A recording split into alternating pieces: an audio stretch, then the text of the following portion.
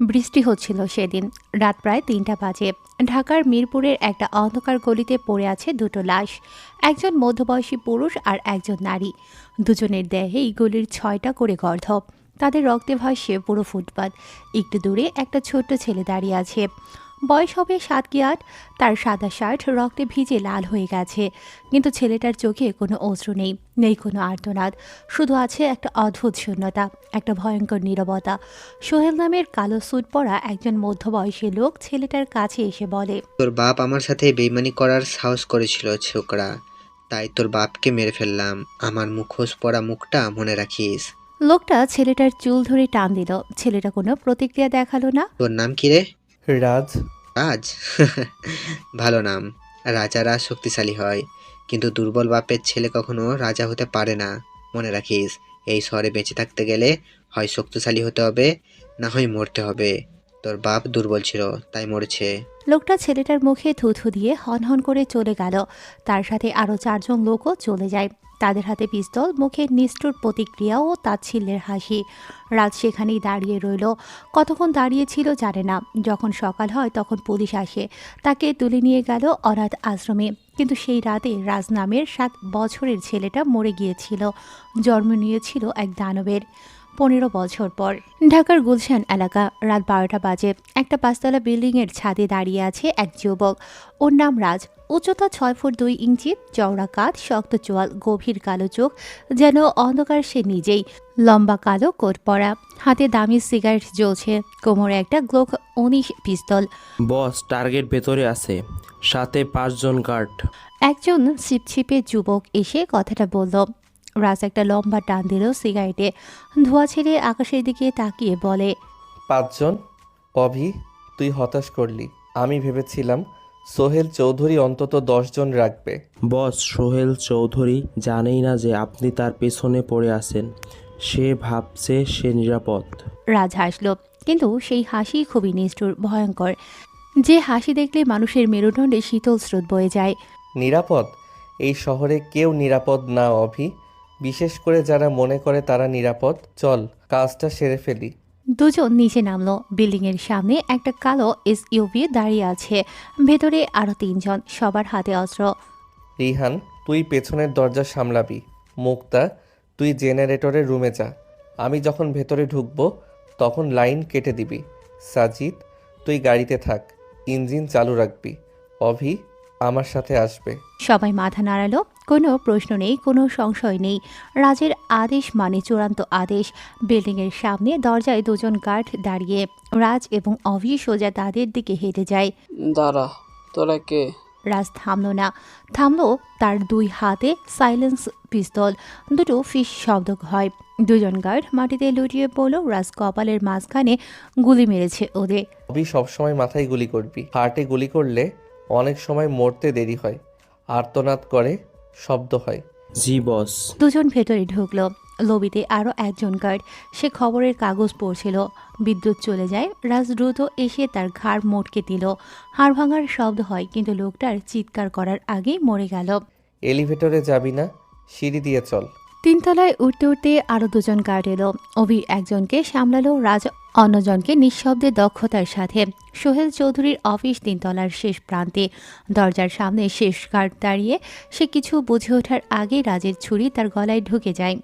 রক্ত ছিটকে বেরোলো বাইরে, কিন্তু কোনো শব্দ হলো না। রাজ দরজায় হালকা টোকা দেয়। ভেতর থেকে সোহেল বলে, আসো।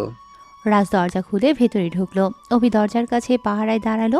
অফিসটা বিশাল। মেঝেতে দামি কার্পেট, দেয়ালে পেইন্টিং, টেবিল মার্বেলের কাজ করা। টেবিলের পেছনে বসে আছে সোহেল চৌধুরী, বয়স 50-এর কাছাকাছি।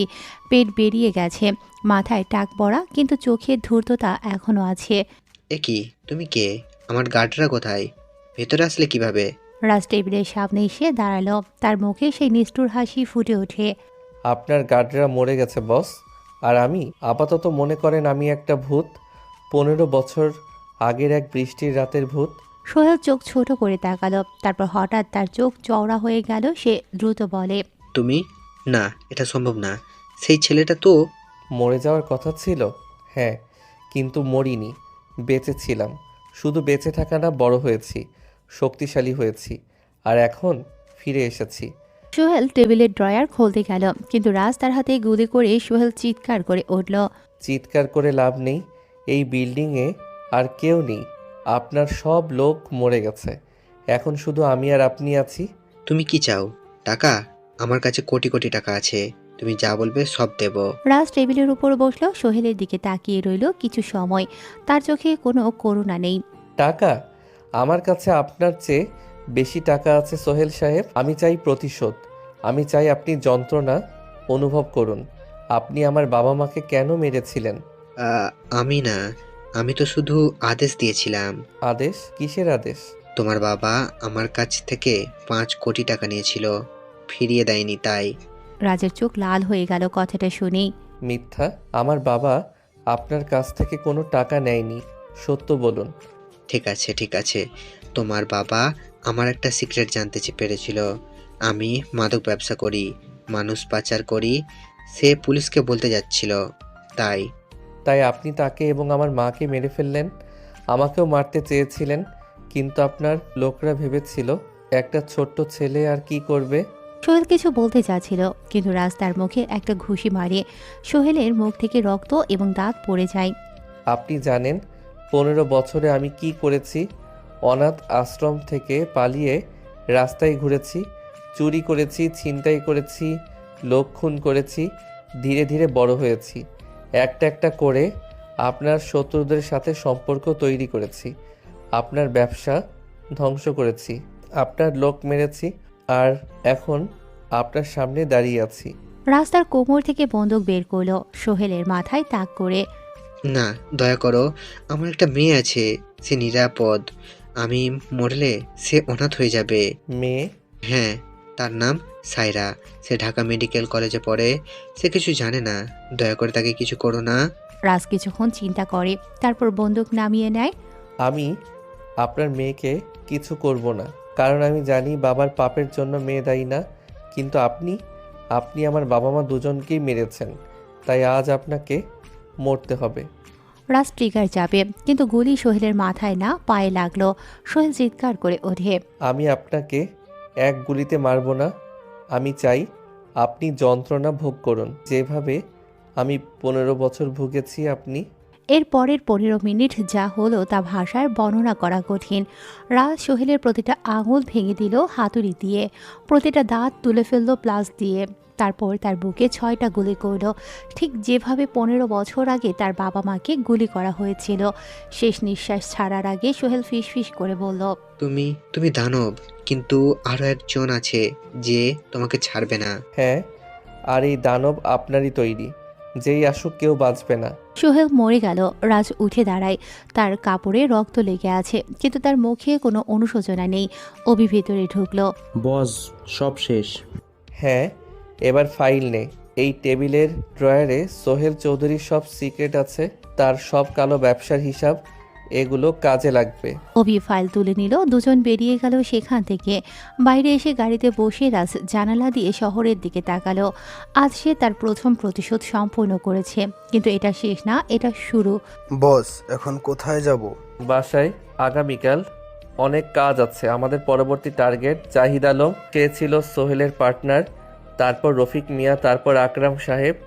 একটা একটা করে সবাইকে শেষ করব। গাড়ি ছুটে চলল রাতের অন্ধকারে। এমন সময় একটা ব্লাস্ট হয়। রাজেরা গাড়ি থেকে ছিটকে পড়ে। রাজের কিছু না হলেও রাজের একজন লোক মাসুমের অবস্থা খারাপ হয়। রাজ দাঁড়ানোর সাথে সাথে দুটো বাইক সেখান থেকে চলে যায়। সকাল 8টা বাজে।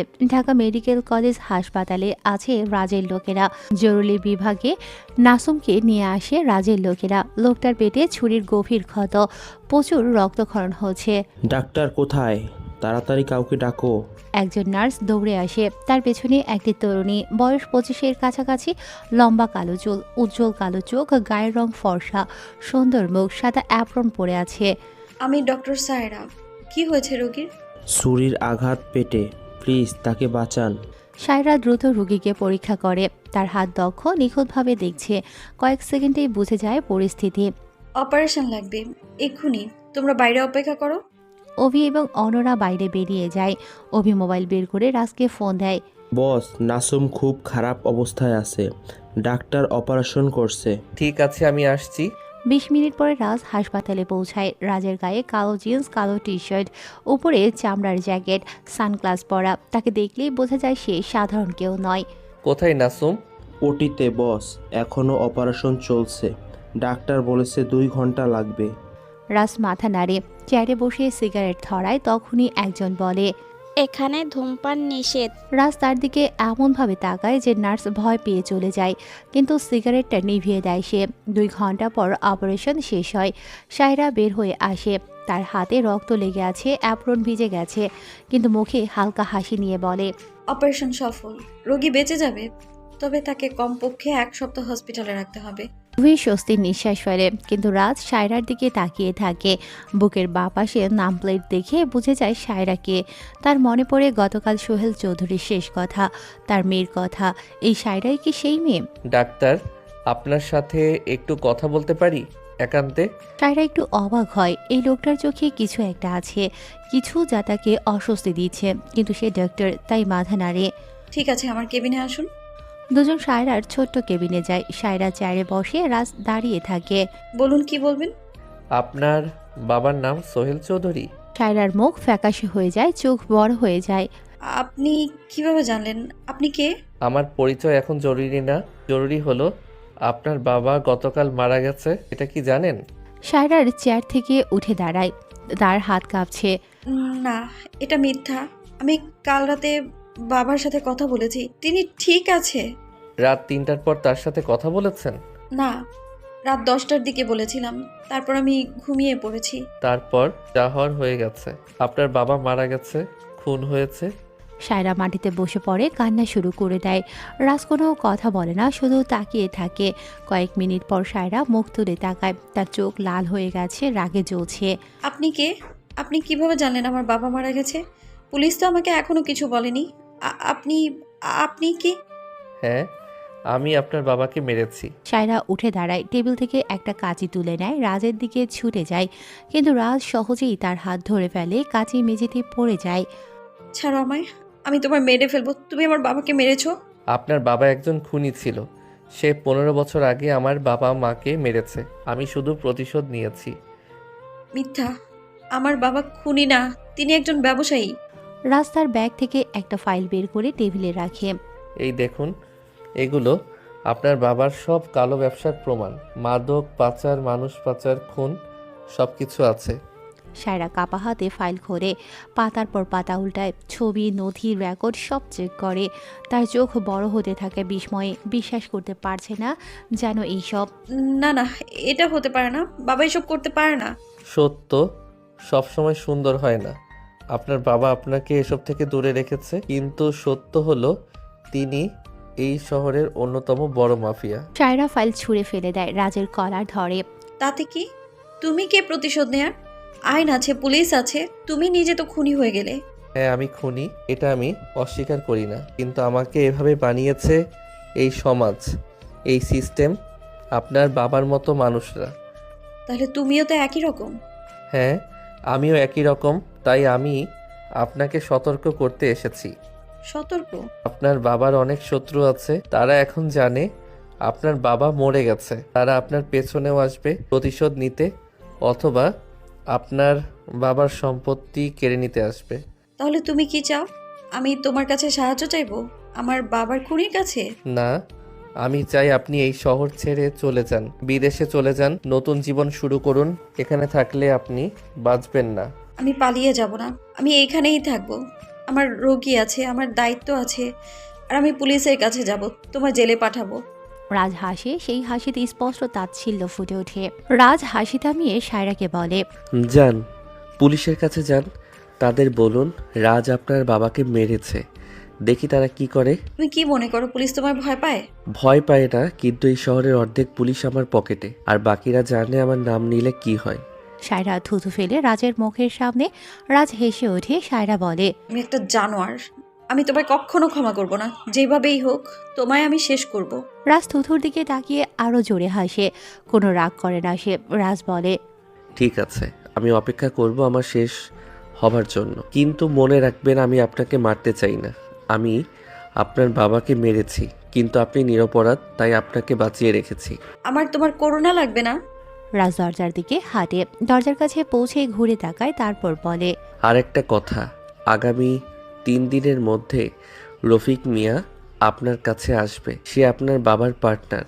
সে আপনাকে সাহায্য করার কথা বলবে, কিন্তু বিশ্বাস করবেন না। সে আপনাকে ব্যবহার করে আপনার বাবার সম্পত্তি নিতে চাইবে, বিজনেসের কথা বলে টাকা হাতাতে চাইবে। তুমি কিভাবে জানো? আমি সব কিছু জানি। এই শহরে এমন কিছু নেই যা আমি জানি না। রাজ বেরিয়ে যায়। সায়রা মেঝেতে বসে পড়ে কান্না শুরু করে। কি করবে সে বুঝতে পারছে না। সেই রাতে রাজের বাসায় বসে আছে রাজ। বানানির একটা 5 তলা বাড়ির পুরো 3 তলা তার, সাজানো গোছানো, অনেক আসবাবপত্র, কিন্তু কোনো ছবি নেই, কোনো স্মৃতি নেই। রাজ বারান্দায় দাঁড়িয়ে শহরের দিকে তাকিয়ে আছে, হাতে হুইস্কির গ্লাস। বস, আপনি ঠিক আছেন তো? হ্যাঁ, কেন? আজ সকালে আপনি সোহেল চৌধুরীর মেয়েকে সব বলে দিয়েছেন। এটা ঠিক হয়নি। সে পুলিশের কাছে যেতে পারে। যাক, তাতে কিছু হবে না। কিন্তু বস, সে আপনার শত্রু। তাকে বাঁচিয়ে রাখা ঠিক হবে না। রাজ ঘুরে তাকায়, তার চোখে এক অদ্ভুত অনুভূতি। সে নিরপরাধ। আমি শুধু খুনিদের মারি, নিরপরাধদের না। কিন্তু সে প্রতিশোধ নিতে পারে। তার অধিকার আছে। আমি তার বাবাকে মেরেছি। আমাকে ঘৃণা করবে, এটাই স্বাভাবিক। অভি মাথা নাড়ে, বুঝতে পারে না বসের মাথায় কি চলছে, কিন্তু এ বিষয়ে প্রশ্ন করে না আর। আচ্ছা বস, কাল রাতে রফিক মিয়ার গুদামে আক্রমণ করব। হ্যাঁ, সব প্রস্তুতি করে রাখিস। রফিক মিয়া হলো পরবর্তী টার্গেট। ওরা সবাই মিলে আমার মা বাবাকে মেরেছে। জি বস। অভি চলে যায়। রাজ আবার শহরের দিকে তাকায়, কিন্তু তার মনে ঘুরছে সায়রার সেই চোখ, রাগে জ্বালা চোখ, ব্যথায় ভরা চোখ। কেন সে সায়রাকে মারেনি, কেন তাকে সব বলে দিল, রাজ নিজেও জানে না। পরের দিন বিকেল 4টা বাজে। সায়রা তার বাবার বাসায় আসে। পুলিশ এসে তাকে খবর দিয়েছে তার বাবা খুন হয়েছে। লাশ মর্গে। বাসাটা বিশাল, গুলশানের সবচেয়ে দামি এলাকায় বাড়ি, কিন্তু এখন এটা ফাঁকা লাগছে। পুলিশের হলুদ ফিতা লাগানো, ফরেনসিক টিম কাজ করছে। ম্যাডাম, আপনি ভেতরে যেতে পারবেন না। এটা ক্রাইম সিন। আমি তার মেয়ে, যেতে হবে আমায়। ঠিক আছে, কিন্তু কিছু ছোবেন না। সায়রা ভেতরে যায়। 3 তলায় তার বাবার অফিস। দরজা খোলা, ভেতরে রক্তের দাগ লেগে আছে, অনেক রক্ত। মেঝেতে, দেয়ালে, টেবিলে লেগে আছে। সায়রা মুখ ঢাকে, কান্না আটকায়, এগিয়ে যায় সামনে। ম্যাডাম, আপনার বাবাকে খুব নিষ্ঠুরভাবে হত্যা করা হয়েছে। কে করেছে? আমরা এখনো নিশ্চিত না, কিন্তু দেখে মনে হচ্ছে এটা পেশাদার কাজ। আপনার বাবার কোনো শত্রু ছিল? সায়রা চুপ করে থাকে। তার মনে পড়ে রাজের কথা, কিন্তু সে বলে না। কেন বলে না সে এটাও জানে না। সে বলে, আমি জানি না। বাবা আমাকে কখনো তার ব্যবসার কথা বলতেন না। ঠিক আছে, আমরা তদন্ত করছি, শীঘ্রই খুনিকে ধরবো। সায়রা মাথা নাড়ে, কিন্তু মনে মনে জানে পুলিশ কখনো রাজকে ধরতে পারবে না। রাজ ঠিক বলেছে, পুলিশ তার নাগাল পাবে না, কারণ রাজ কোনো প্রমাণ রাখেনি।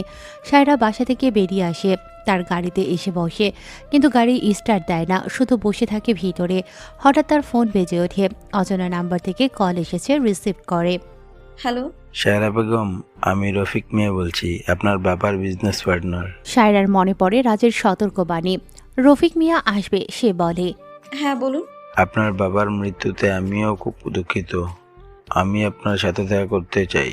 কিছু জরুরি কথা আছে আপনার বাবার ব্যবসায় সম্পত্তি নিয়ে, এসব নিয়ে। কোথায় দেখা করবেন? আজ রাতে 7টায় হোটেল সোনারগাঁও। ঠিক আছে, আমি যাব। ফোন কেটে যায়। সায়রা ভাবে রাজ বলেছে রফিক মিয়াকে বিশ্বাস করতে না, কিন্তু সেখানেও শুনবে রাজের কথা। রাজ তো তার বাবার খুনি, কিন্তু মনের ভেতরের একটা অংশ তাকে বলছে রাজ মিথ্যে বলেনি। ফাইলে যা দেখেছে সব সত্য। তার বাবা সত্যি একজন মাফিয়া ছিল। সায়রা সিদ্ধান্ত নেয় সে যাবে রফিক মিয়ার সাথে দেখা করতে, কিন্তু সাবধানে থাকবে। রাত 7টা, হোটেল সোনারগাঁও এসেছে। সায়রা হোটেলে পৌঁছায়। রিসেপশন থেকে জানায় রফিক মিয়া প্রাইভেট ডাইনিং রুমে অপেক্ষা করছে। সায়রা সেখানে যায়। দরজা খোলে, ভেতরে একটা বড় টেবিল, তার পাশে বসে আছে একজন মোটা মানুষ, বয়স 50-এর বেশি, চুল পাকা, গোফে ঘন, তার গায়ে তার দামি স্যুট পরা। আসুন আসুন সায়রা বেগম, আপনার বাবা আমার খুব কাছের বন্ধু ছিলেন। তার মৃত্যুতে আমিও কষ্ট পেয়েছি। ধন্যবাদ। আপনার বাবার অনেক ব্যবসা ছিল, অনেক সম্পত্তি। এখন সেসব দেখার কেউ নেই। আমি চাই আপনাকে সাহায্য করতে। সেসবের পার্টনারও ছিলাম আমি। কিভাবে? আপনি তো ডাক্তার, ব্যবসা বোঝেন না। আমি সব সামলাবো, আপনার জন্য সব ঠিক করে দেব। আর বিনিময়ে? সায়রার কথা শুনে রফিক মিয়া হাসে, সে বলে, আপনি বেশি স্মার্ট। ঠিক আছে, আমি কোলাকুলি বলি, আপনার বাবার ব্যবসায় 50% আমাকে দিতে হবে। 50%? হ্যাঁ, এটা ন্যায্য। আমি সব কাজ করব, ঝুঁকি নেব, আপনি শুধু উপভোগ করবেন। সায়রা ভাবে কিছু ঠিক মনে হচ্ছে না তার কাছে, সে বলে, আচ্ছা, আমি ভেবে দেখব।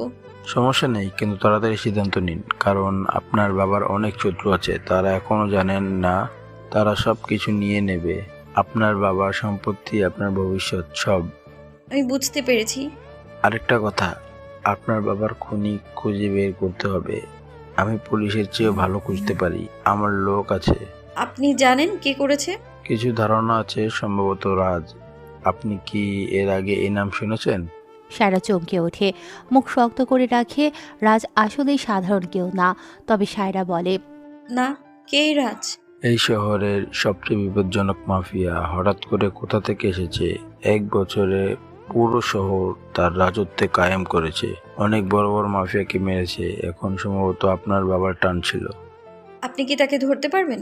অবশ্যই, আমার লোক তার খোঁজে আছে, শীঘ্রই তাকে ধরবো, তারপর তাকে এমন শাস্তি দেব যে সে মরতে চাইবে কিন্তু মরতে পারবে না। সায়রা মনে মনে ভাবে রফিক মিয়া মিথ্যে বলছে না, সত্যি রাজকে খুঁজছে।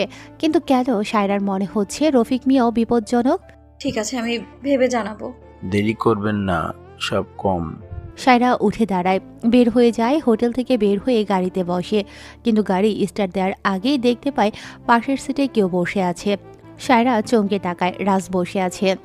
তুমি এখানে কি করছো? আপনাকে বাঁচাতে এসেছি। কিভাবে জানলে আমি এখানে আছি? আমি বলেছি না, এই শহরে সব কিছু আমি জানি।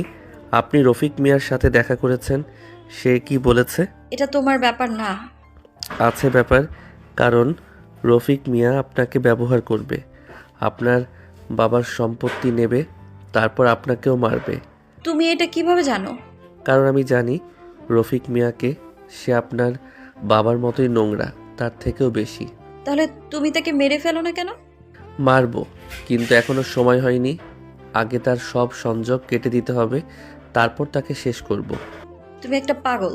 হ্যাঁ, আর আপনি একটা বোকা। এত সহজে রফিক মিয়ার কথায় বিশ্বাস করছেন? আমি বিশ্বাস করিনি, আমি শুধু তার কথা শুনেছি। ভালো, শুনুন আর একটা কথা।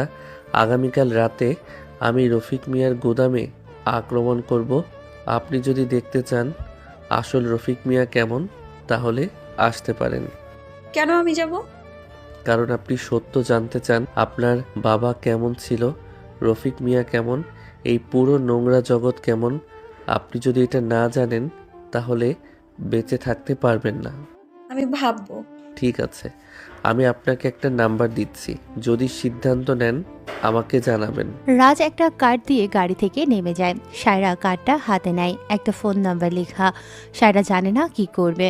এদিকে রাজ যে তার বাবাকে মেরেছে, অন্যদিকে রফিক মিয়া যে হয়তো তাকে ধ্বংস করতে চায়। কিন্তু একটা জিনিস সায়রা নিশ্চিত, সত্য জানতে হবে, যত কষ্টদায়ক হোক না কেন। আর সেই সত্যের পথ দেখাচ্ছে রাজ, তার বাবার খুনি। এ কেমন নিয়তির খেলা। পরের রাত ঠিক 11টা বাজে। সায়রা তার ফ্লাইটে বসিয়ে জানালা দিয়ে বাইরে তাকিয়ে আছে, হাতে রাজের দেয়া কার্ড। সারাদিন সে এই কার্ডটা হাতে নিয়ে ভাবছে যাবে কি যাবে না। রাস্তার বাবার খুনি, তাকে ঘৃণা করা উচিত, কিন্তু মনের একটা অংশ তাকে বলছে রাজই একমাত্র মানুষ যে তাকে সত্য দেখাতে পারে।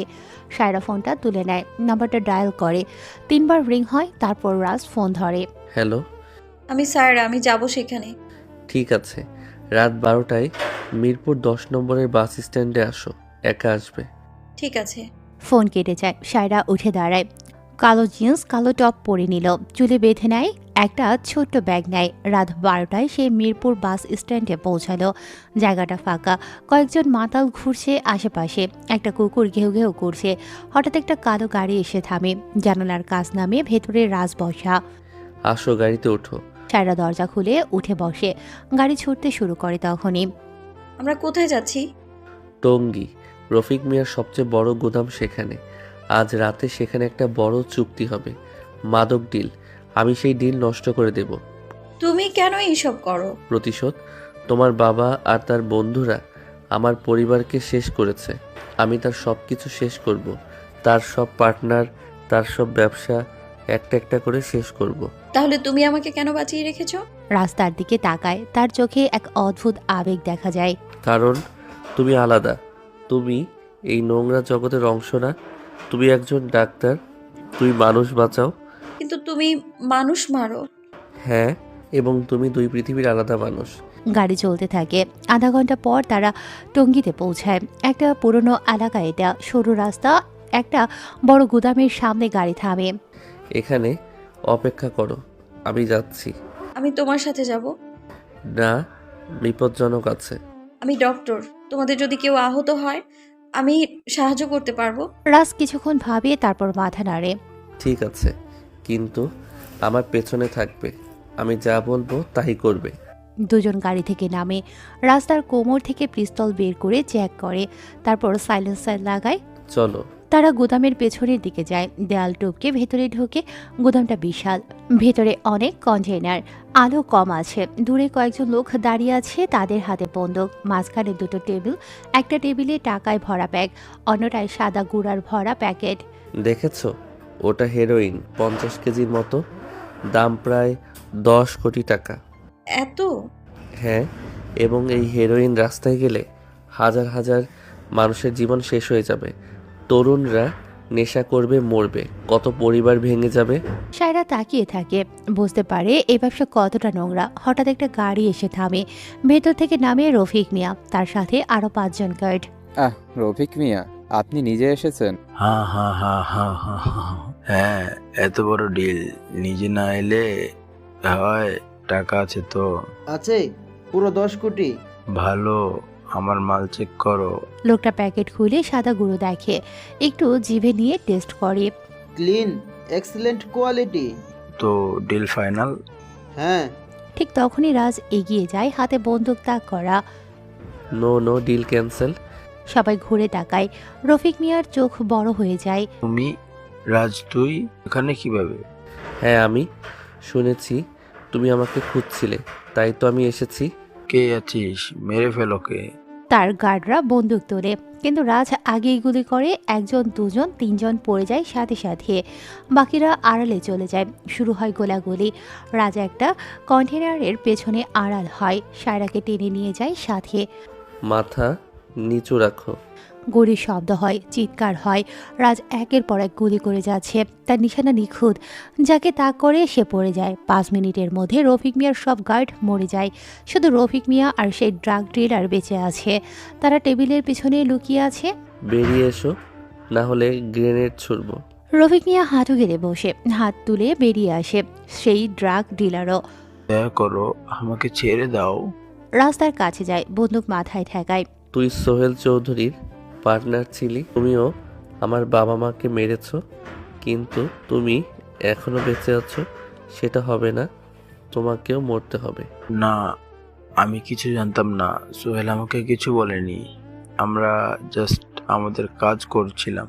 মিথ্যা, আমার কাছে সব তথ্য আছে। তুমি সেই রাতে সোহেলের সাথে ছিলে। রফিক মিয়া চুপ করে যায়, বুঝতে পারে আর মিথ্যে বলে লাভ নেই।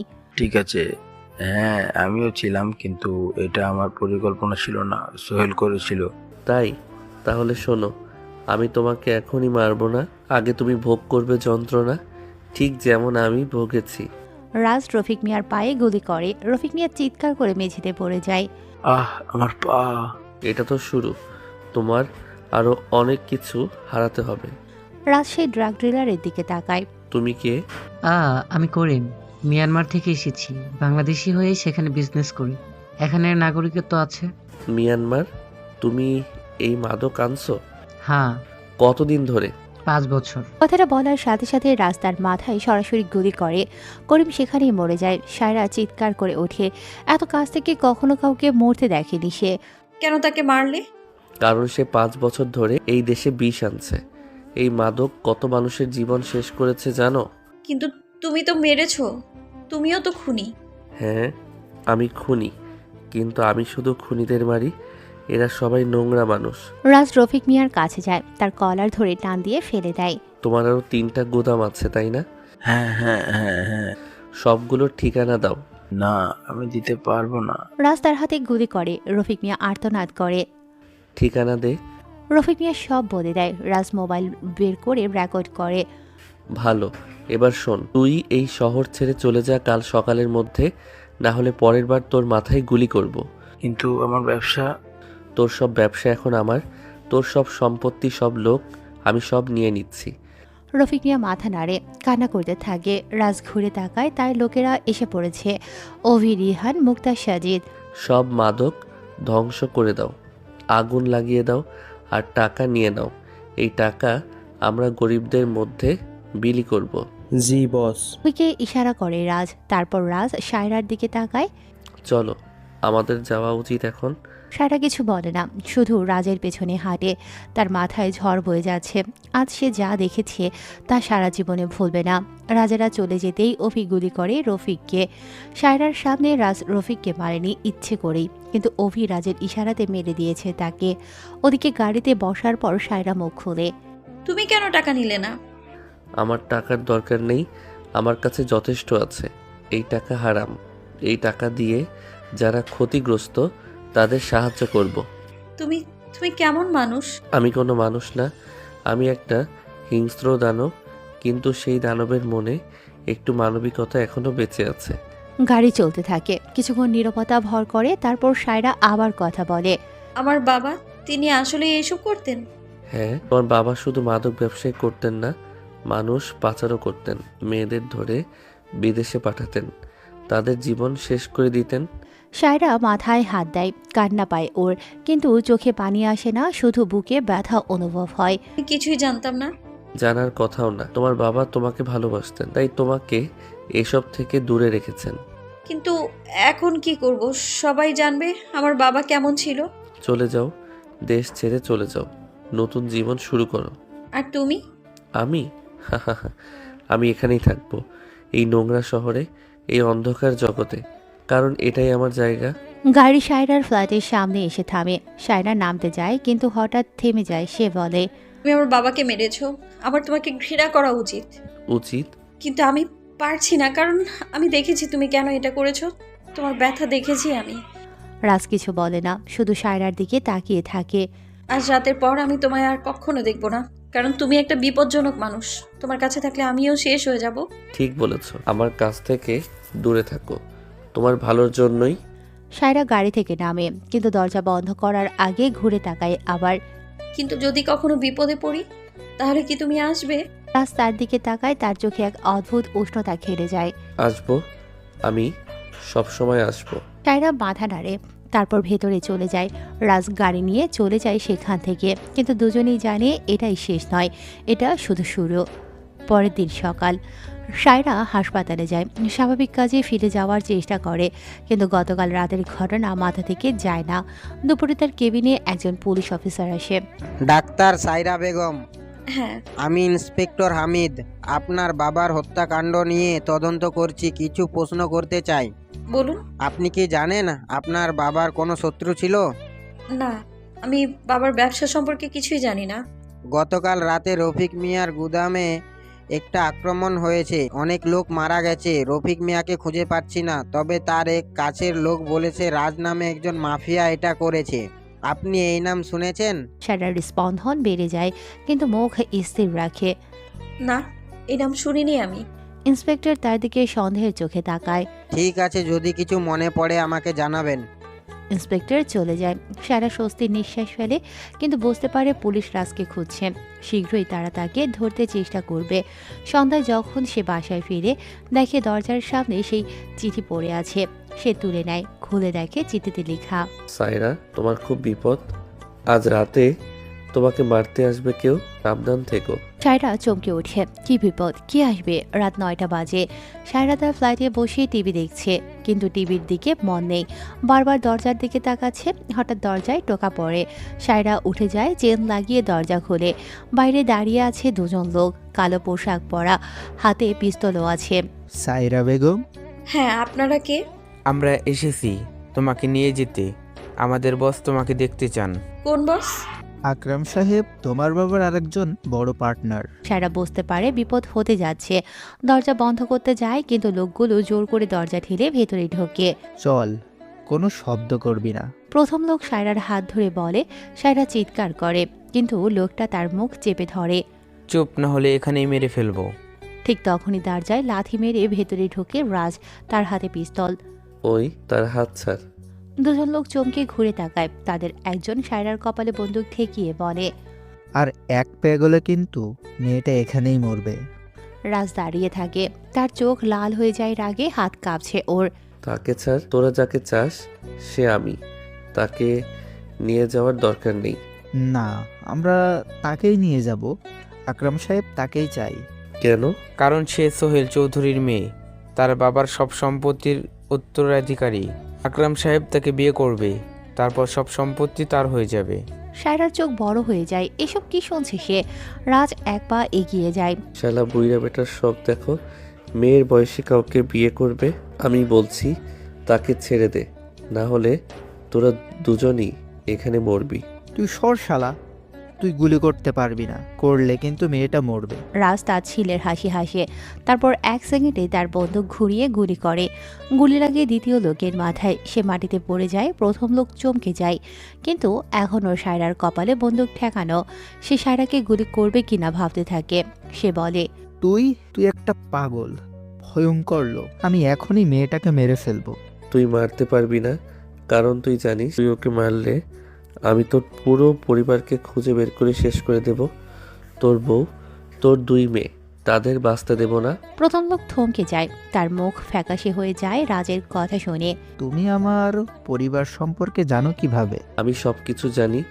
তোর নাম শামীম, তুই মিরপুরে থাকিস। তোর বউয়ের নাম রবি, দুই মেয়ে, নাম রিফা আর রিতা।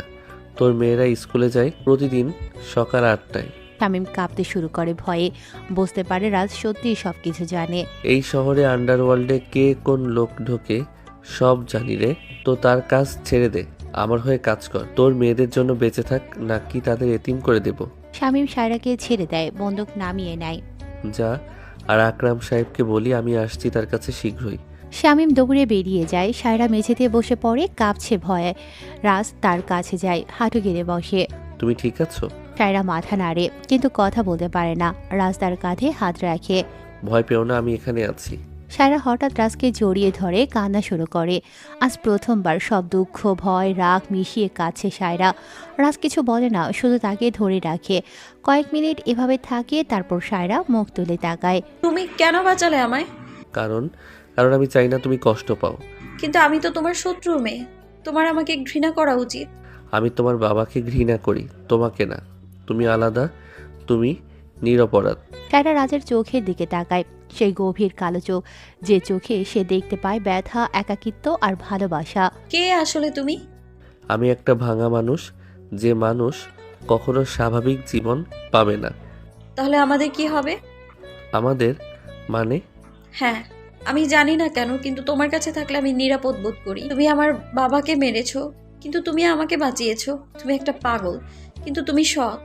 আমি বুঝতে পারছি না। রাজ উঠে দাঁড়ায়, জানালার দিকে হেঁটে আসে। আমাদের কিছু হতে পারে না। তুমি আলোর জগতের মানুষ, আমি অন্ধকারের। আমরা দুজন কখনো একসাথে থাকতে পারি না। কিন্তু না, তুমি এই শহর ছেড়ে চলে যাও, দূরে কোথাও, যেখানে আকরাম সাহেব বা অন্য কেউ তোমাকে খুঁজে পাবে না। আমি সব ব্যবস্থা করে দেব। আর তুমি? আমি আকরাম সাহেবকে শেষ করব, তারপর এই শহরের সব নোংরা মাফিয়াকে একটা একটা করে। তারপর তুমি কি করবে? রাজ চুপ করে থাকে, জানে না কি বলবে। সত্যি বলতে সে কখনো ভাবেনি প্রতিশোধের পরে তার জীবন কেমন হবে। আমি জানি না, হয়তো মরে যাব, হয়তো পালিয়ে যাব, নয়তো জেলে পৌঁছব, কিন্তু একটা জিনিস নিশ্চিত, আমি কখনো স্বাভাবিক জীবন পাবো না। সায়রা তার কাছে যায়, রাজের হাত ধরে বলে, তাহলে আমাকে তোমার সাথে থাকতে দাও। কি বলছো তুমি? আমি বলছি আমাকে তোমার সাথে থাকতে দাও যতদিন পারি। আমি জানি এটা পাগলামো, কিন্তু আমি আর পালাতে চাই না। আমি সত্য দেখতে চাই, তোমার সাথে থাকতে চাই। রাস্তার হাত ছাড়িয়ে নেয়, পিছিয়ে যায়। না, তুমি জানো না তুমি কি বলছো। আমি একটা খুনি, আমার হাত রক্তে ভেজে থাকে সব সময়। আমি জানি, কিন্তু আমি আরো জানি তুমি ভেতরে একটা ভালো মানুষ, একটা ছোট্ট ছেলে যার শৈশব কেড়ে নেওয়া হয়েছে। না, আমি ভালো মানুষ না, আমি হিংস্র দানব। তাহলে আমি সেই দানবকে ভালোবাসি। রাজ থমকে যায়, তার চোখ বড় হয়ে যায়। কি সুন্দর সে। তুমি কি বললে? আমি বললাম আমি তোমায় ভালোবাসি। আমি জানি না কিভাবে কখন, কিন্তু আমি ভালোবাসি। তোমার সেই চোখ যে কষ্টে ভরা, তোমার সেই হাত যে কাঁপে যখন তুমি একা থাকো, তোমার সেই হৃদয় যে এখনো বেঁচে আছে, তাকেই ভালোবাসি। রাজ কিছু বলতে পারে না, তার গলা শুকিয়ে যায়। কেউ তাকে কখনো ভালোবাসার কথা বলেনি, কখনো না। সায়রা কাছে আসে, রাজের মুখে হাত রাখে। তুমি যদি আমাকে দূরে পাঠাতে চাও পাঠাও, কিন্তু জেনে রেখো আমি তোমায় ভুলতে পারবো না, কখনোই না। রাজ তার হাত ধরে, তার চোখে অশ্রু। আমি তোমার যোগ্য না? আমি ঠিক করব আমি কার যোগ্য। রাজার নিজেকে ধরে রাখতে পারে না, সে সায়রাকে জড়িয়ে ধরে শক্ত করে, যেন ছেড়ে দিলে সে হারিয়ে যাবে। আমি তোমাকে কষ্ট দেব? আমি জানি। আমি তোমাকে রক্ষা করতে পারবো না সব সময়। আমি জানি। আমি হয়তো একদিন মরে যাব।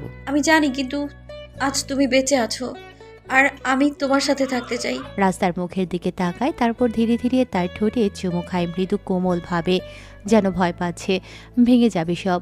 সায়রা তাকে জড়িয়ে ধরে, চুমু ফিরিয়ে দেয়। দুজন এভাবেই কিছুক্ষণ থাকে, তারপর আলাদা হয়। দুজন দুজনের দিকে তাকালো।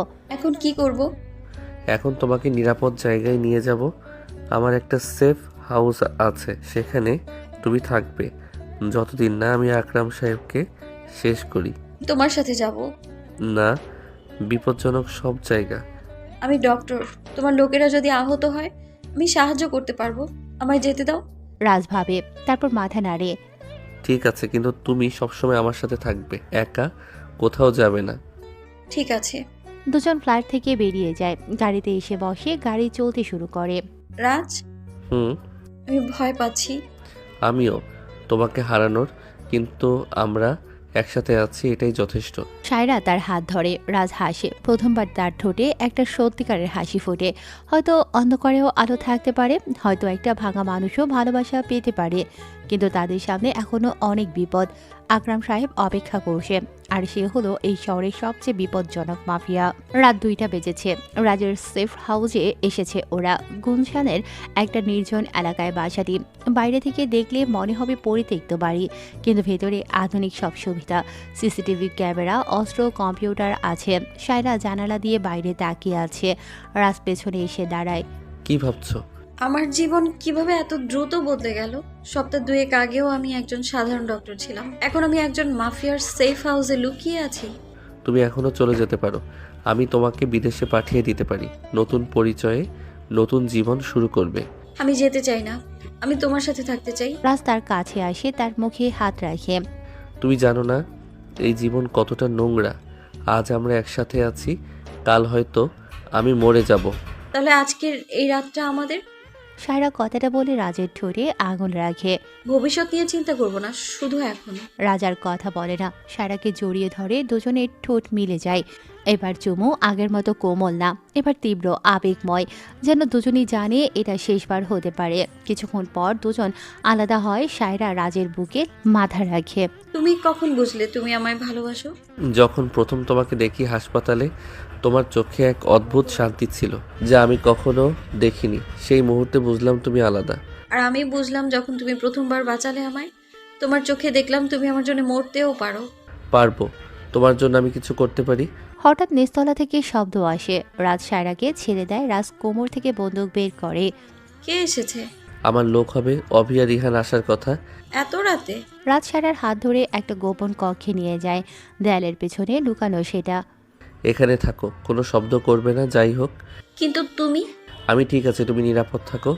রাজ দরজা বন্ধ করে দেয়, তারপর নিচে নামে। সিঁড়ি দিয়ে নামতে নামতে দেখে অভি আর রিহান এসেছে, কিন্তু তাদের সাথে আরো 3 জন। অভি এরা কারা? অভি একটু অস্বস্তিতে পড়ে, তারপর বলে, বস, এরা আমাদের নতুন লোক। আমি তাদের নিয়ে এসেছি। আকরাম সাহেবের বিরুদ্ধে আমাদের বেশি লোক লাগবে। রাজ সন্দেহের চোখে তাকায়, তার মাথায় কিছু একটা ঠিক মনে হচ্ছে না। তুমি আমাকে জিজ্ঞাসা না করে নতুন লোক নিয়ে এসেছো? বস, সময় কম। আকরাম সাহেব খুব শক্তিশালী, আমাদের প্রস্তুত থাকতে হবে। রাজ একটু ভাবে, তারপর মাথা নাড়ে। ঠিক আছে, কিন্তু এদের আমি পরীক্ষা করব।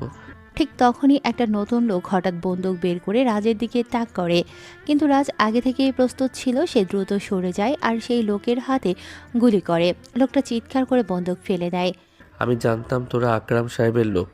বাকি দুজন লোকও বন্দুক বের করে, কিন্তু রাজ তাদের দুজনকেই গুলি করে। তিনজনই মাটিতে পড়ে যায়। রাজ ঘুরে অভির দিকে তাকায়, তার বন্দুক তাক করে অভির মাথায়। তুই বিশ্বাসঘাতকতা করেছিস। অভি হাত তোলে, তার মুখ ফ্যাকাশে হয়ে গেছে ভয়ে। বস, আমি জানতাম না। আমি শপথ করে বলছি, এরা আমাকে বলেছিল তারা আপনার পক্ষে কাজ করতে চায়। মিথ্যা বলছিস। তুই আমার সাথে 5 বছর ধরে আছিস। তুই জানিস আমার নিয়ম। কোনো নতুন লোক আমার অনুমতি ছাড়া আসতে পারে না। বস, আমি হঠাৎ রিহান অভির পিঠে বন্দুক ঠেকায়। বস ঠিক বলেছে, তুই বিশ্বাসঘাতক। অভি চমকে ঘুরে তাকায়। রিহান, তুই কি করছিস? সত্য বল অভি, তুই আকরাম সাহেবের সাথে ডিল করেছিস? সে তোকে কত দিয়েছে? অভি চুপ করে থাকে, কয়েক সেকেন্ড পর হেসে ওঠে, এক ভয়ঙ্কর হাসি। হ্যাঁ, আমি ডিল করেছি। আকরাম সাহেব আমাকে 5 কোটি টাকা দিয়েছে শুধু তোমাকে সরানোর জন্য। রাজের চোখ লাল হয়ে যায়, হাত কাঁপছে ওর। কেন? আমি তোকে রাস্তা থেকে তুলে এনেছিলাম, তোকে সব কিছু শিখিয়েছি। তুই আমার ভাইয়ের মতো ছিলিস। ভাই? হা হা, তুই আমাকে কুকুরের মতো ব্যবহার করেছিস, সবসময় আদেশ করেছিস, কখনো জিজ্ঞাসা করসনি আমি কি চাই। আমিও মানুষ, আমারও স্বপ্ন আছে। টাকার জন্য আমাকে মারার জন্য লোক নিয়ে আসলি? শুধু টাকা না, আকরাম সাহেব আমাকে তার ডান হাত বানাবে। আমি নিজেই সাম্রাজ্য তৈরি করব, তোর অধীনে থাকবো না। জায়গার ঠিকানা পাঠিয়ে দিয়েছি ওদের কাছে। রাজ ট্রিগার টানতে যায়, কিন্তু হঠাৎ বাইরে থেকে গাড়ির শব্দ আসে। অনেক গাড়ি এসেছে। ওরা এসে গেছে। হা হা হা, আকরাম সাহেব আর তার পুরো বাহিনী আসছে। তুই শেষ, রাজ। রিহান জানালা দিয়ে বাইরে তাকায়। বস, অন্তত 15টা গাড়ি এসেছে, প্রায় 50 জন লোক হবে, সবার হাতে অস্ত্র। রাজ মাথা নাড়ে, জানে এই যুদ্ধে জেতা কঠিন, কিন্তু হাল ছাড়বে না। রিহান, পেছনের দরজা দিয়ে বের হ। মুক্তা আর সাজিদকে ডাক, আর লোকদের অ্যালার্ট করে দে, আসতে বল সবাইকে। কিন্তু বস, আপনি? আমি ঠিক আছি, যা, আমার কথা ভাবতে হবে না। রিহান দৌড়ে বেরিয়ে যায়। রাজ অভির দিকে তাকায়। তোর জন্য আমি একদিন কাঁদতাম, আজ তুই আমাকে হতাশ করেছিস। রাজ অভির পায়ে গুলি করে। অভি মাটিতে পড়ে যায়, চিৎকার করে ওঠে। মরবি না, কিন্তু তোর বিশ্বাসঘাতকতার শাস্তি পাবি। রাজ উপরে দৌড়ে যায়, সায়রাকে বের করে আনে। কি হয়েছে? আমি গুলির শব্দ শুনেছি। অভি বিশ্বাসঘাতকতা করেছে। আকরাম সাহেব এসে গেছে, আমাদের বেরোতে হবে এখনই। কিন্তু কিভাবে? ছাদ দিয়ে চলো। দুজনে ছাদে উঠে যায়। নিচে দেখে আকরাম সাহেব তার লোকদের নিয়ে বাড়ি ঘেরাও করেছে। আকরাম সাহেব একজন মোটা মানুষ, বয়স 60-এর কাছাকাছি, কিন্তু তার চোখে এক ভয়ঙ্কর নিষ্ঠুরতা সবসময় লেগে থাকে। তার হাতে একটা সোনার পিস্তল, যেটা দিয়ে সে মানুষ মারে। আকরাম সাহেব চিৎকার করে, রাজ, বের হয়ে আয়। তুই ভেবেছিলে আমার সাম্রাজ্যে আঘাত করবে? তোর মতো ছোকরা অনেক দেখেছেন, তোর মতো অনেকেই আমি শেষ করে দিয়েছেন। রাজ কোনো জবাব দেয় না। সায়রার হাত ধরে পাশের বাড়ির ছাদে লাফ দেয়। দুজনে মিলে দৌড়াতে থাকে। পেছন থেকে গুলি আসতে শুরু করে। রাজ সায়রাকে ঢাল দিয়ে রক্ষা করে। একটা গুলি রাজের কাঁধে এসে লাগে, সে টলে পড়ে যায়। রাজ, তুমি আহত? আমি ঠিক আছি, দৌড়াও। তারা 3টা বাড়ির ছাদ ডিঙিয়ে একটা ফায়ার এক্সকেপে পৌঁছায়। নিচে নামতে থাকে। নিচে পৌঁছে দেখে একটা গলি, সরু অন্ধকার গলি। তারা দৌড়ে যায়, কিন্তু গলি শেষে আকরাম সাহেবের 5 জন লোক দাঁড়িয়ে আছে, তাদের হাতে বন্দুক। পালাবি নাকি শেষ এখানে? রাজ সায়রাকে পেছনে ঠেলে দেয়, তার বন্দুক তোলে, কিন্তু তার পিস্তলে ম্যাগাজিন খালি। তোর গুলি শেষ? ভালো, এবার আমরা তোকে জীবন্ত পুড়িয়ে মারবো। ঠিক তখনই একটা গাড়ি গলিতে ঢুকে আসে। গাড়ি থেকে মুক্তা আর সাজিদ আরও লোকজন বের হয়, তাদের হাতে MP5। আকরাম সাহেবের লোকেরা ঘুরে তাকায়। মুক্তা আর সাজিদ গুলি করতে শুরু করে। 5 জনই মাটিতে পড়ে যায়। বস, তাড়াতাড়ি গাড়িতে উঠুন। রাজা সায়রা গাড়িতে উঠে গাড়ি দ্রুত চলতে শুরু করে। তোরা কিভাবে এখানে? রিহান কোথায়? সে মেইন আস্তানার কাছে গেছে। আমি বলছি পুলিশ ডাকতে, কিন্তু বস, পুলিশও আকরাম সাহেবের পকেটে, তারা আসবে না। রাজ মাথা নাড়ে, জানে এখন তাকে একাই লড়তে হবে। আমার কাঁধ থেকে গুলি বের করতে হবে। সায়রা তার কাঁধ দেখে, রক্ত ঝরছে। এখনই অপারেশন করতে হবে, নইলে সংক্রমণ হবে। কোথায়? আমার একটা প্রাইভেট ক্লিনিক আছে মিরপুরে, সেখানে যাও। গাড়ি মিরপুরের দিকে যায়। 1 ঘন্টা পর সায়রার ক্লিনিকে চলে আসে ওরা। সায়রা রাজের কাঁধ থেকে গুলি বের করছে। রাজ কোনো শব্দ করছে না, শুধু দাঁত চেপে ব্যথা সহ্য করছে। হয়ে গেছে, এবার সেলাই করব। সায়রা সেলাই শেষ করে ব্যান্ডেজ করে দেয়। তুমি ভাগ্যবান, গুলি হাড়ে লাগেনি। ধন্যবাদ। সায়রা তার সামনে বসে রাজের হাত ধরে। এখন কি করবে? আকরাম সাহেবকে শেষ করতে হবে, কিন্তু তার আগে অফিস সাথে হিসাব মিটিয়ে নিতে হবে। অভি তো আহত, সে হসপিটালে গেছে নিশ্চয়ই। না, সে আকরাম সাহেবের কাছে গেছে রিওয়ার্ড নিতে। রাজ উঠে দাঁড়ায়, জ্যাকেট পরে, ম্যাগাজিন সেট করে বন্দুক কোমরে গুজে নেয়। আমাকে যেতে হবে। আমি তোমার সাথে যাব। না, এবার খুব বড় বিপদ। আমি পরোয়া করি না, তুমি যেখানে যাবে আমি যাব। রাস্তার চোখের দিকে তাকায়, জানে সায়রাকে বোঝানো যাবে না। ঠিক আছে, কিন্তু আমার কথা শুনবে। শুনবো। তারা বাইরে বের হয়। মুক্তা আর সাজিদ অপেক্ষা করছিল। পারফেক্ট, আজ রাতে আমি সব শেষ করব। কিন্তু বস, সেখানে নিরাপত্তা খুব কড়া। আমি জানি, তাই আমি একটা প্ল্যান করেছি। রাজ তার ফোন বের করে একটা নাম্বার ডায়াল করে। হ্যালো ইন্সপেক্টর হামিদ, আমি রাজ।